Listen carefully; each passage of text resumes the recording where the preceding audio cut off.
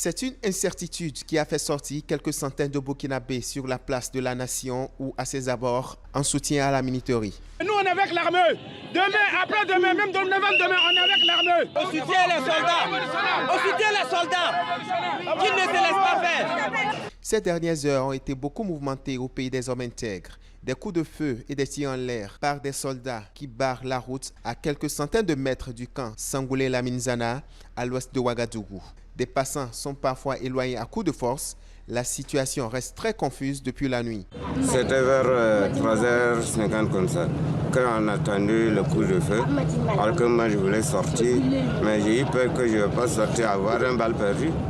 De l'autre côté, sur l'une des avenues principales en direction de la ville, c'est un rassemblement spontané qui entoure plusieurs soldats armés, certains cagoulés, en symbiose avec la foule. Face à la situation, les autorités se veulent rassurantes. À la télévision nationale, le ministre burkinabé des armées reconnaît des tirs dans plusieurs casernes, mais dément toute tentative de prise de pouvoir. Le chef de l'État n'a pas été arrêté.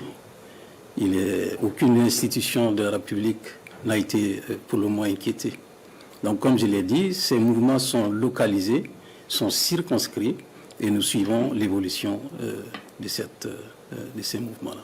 Il faut aussi souligner que le MPP, le parti au pouvoir, a été pris pour cible par des manifestants. Le rez-de-chaussée est incendié et la façade saccagée. Au sein de la société civile, comme dans le rang de l'armée, la colère semble prendre corps du fait de l'incapacité des autorités à faire face aux attaques djihadistes.